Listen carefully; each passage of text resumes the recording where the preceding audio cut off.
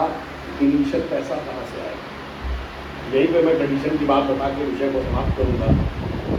कहा गया उस समय ना हमारे पास इंफ्रास्ट्रक्चर था, जब नई इकोनॉमिक पॉलिसी आई 91-92 में, न फाइनेंशियल इंफ्रास्ट्रक्चर था, न फिजिकल इंफ्रास्ट्रक्चर, न हमारे यहाँ इन्वेस्टमेंट के ऊपर दुनिया का कॉन्फिडेंस था। कहाँ से आएगा पैसा? बाकायदा रिसर्च जानते क्या की गई, जो इंडियन फैमिलीज उनके अंदर सेविंग की कैपेसिटी, और जो सेविंग है ऑलमोस्ट 20%, यानी एक औसत भारतीय परिवार 100 रुपए कमाता है तो उसमें से 20 रुपए को बचत जरूर है।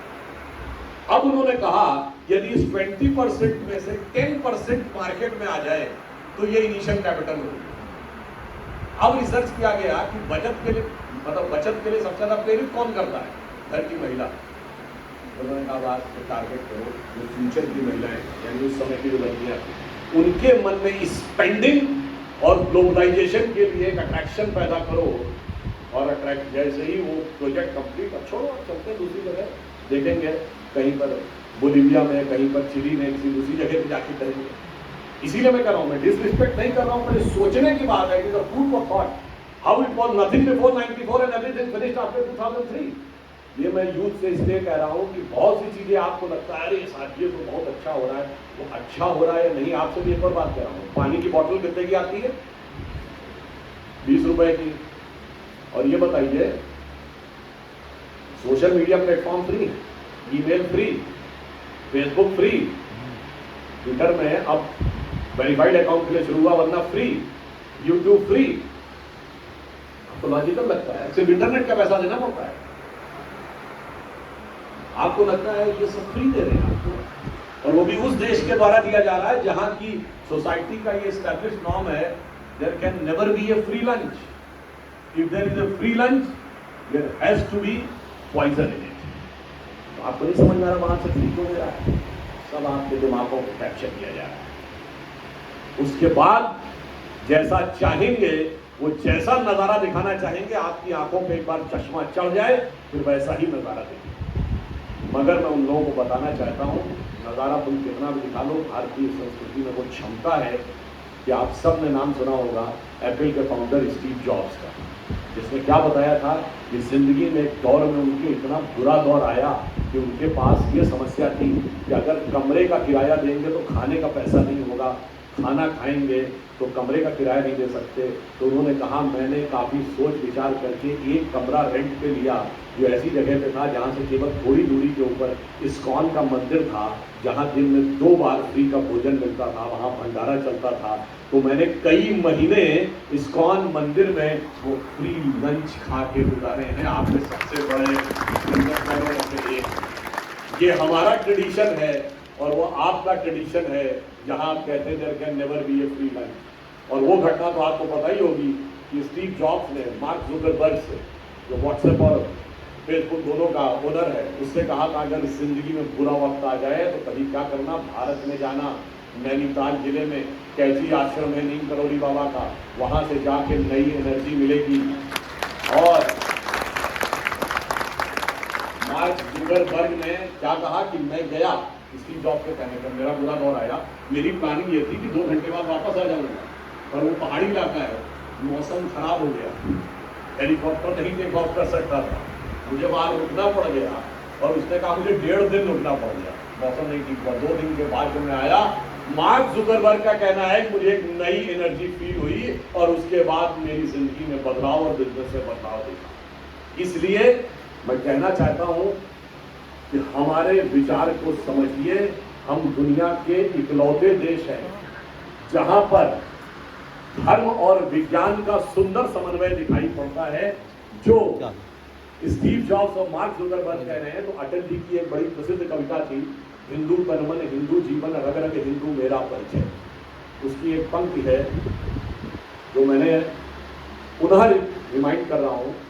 वो पंक्ति कहने से पहले आप सब कहते हैं ना, India is the youngest nation of the world. Is it truth? This is half truth. We are the youngest nation and the oldest civilisation. This is the full truth. और every country wants to become superpower. We do not want to become superpower. We want to become Vishnu Guru. Because we don't want to motivate. We don't want to dominate the What do you want to motivate the world? You want to guide the world.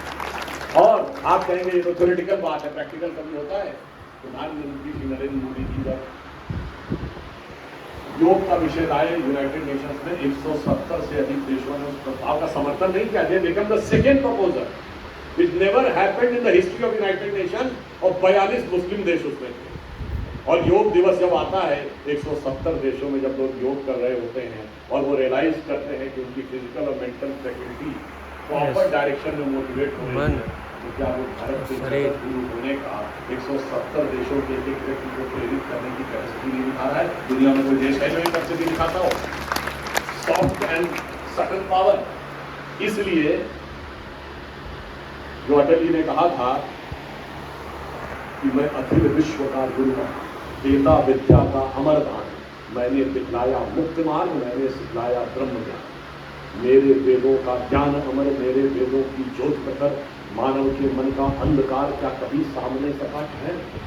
मेरे सरनभ में ठहर ठहर सागर के जल में ठहर ठहर, इस कोने से उस कोने पर कर सकते जगती सौरभ में, हिंदू कर्म हिंदू जीवन रग रग हिंदू तेरा। और अंत में मैं कहता हूं, प्रधानमंत्री जी ने पिछले 15 अगस्त को कहा था कि ये देश अमृत महोत्सव समाप्त नहीं कर रहा था। अब यहां से संकल्प ले रहा है जब शताब्दी होगी तब हम कहां पर होंगे, यानी 25 वर्ष का यह अमृत काल है। और युवा पीढ़ी के लिए अधिक इंपॉर्टेंट इसलिए कि 25 साल बाद हम लोग बुजुर्ग हो गए होंगे, यही लोग किसी न किसी महत्वपूर्ण स्थान पर जाके देश में कोई महत्वपूर्ण भूमिका निभा रहे होंगे। पर इसके लिए उन्होंने 5 संकल्प कहे तो हमें याद रखना चाहिए। नंबर 1, 2047 तक यानी अमृत काल समाप्त होने तक भारत को विकसित राष्ट्र बनाना है और नंबर 1 की इकोनॉमी बनाना है। नंबर 2, हमें इसके लिए गुलामी की मानसिकता के हर प्रभाव से अपने को मुक्त करना है। और नंबर 3, इसके लिए हमें अपनी विरासत पर गर्व करना है। नंबर 4, इसके लिए हम सबको कर्तव्य करना है। और नंबर 5, वो कर्तव्य सामूहिक रूप से करना है। इसलिए ये बहुत सा विष जो खड़ा हुआ है, इसको हमें समझना है और इसके अंदर से अमृत तत्व को निकालना है। और अमृत तत्व की अभिव्यक्ति होनी शुरू हो गई है। बहुत बड़ी बड़ी चीजों में एक चीजें ऐसी थी, जैसे मैं आपसे एक बात पूछूं, आप में से कितने लोगों ने अमल कुमार रॉय चौधरी का नाम सुना है? देखिए, केवल 1-2 लोगों ने सुना। स्टीफन हॉकिंस का नाम, पेनरोज का नाम,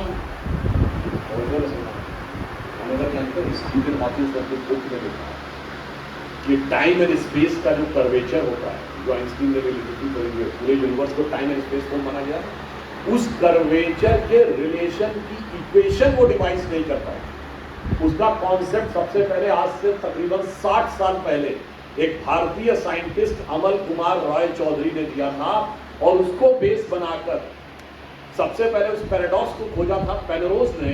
आप सब लोग क्या जरा नेट पे सब भी चेक किया करिए, बाकी लोग तो चलता ही रहता है जो और चेक करते हैं।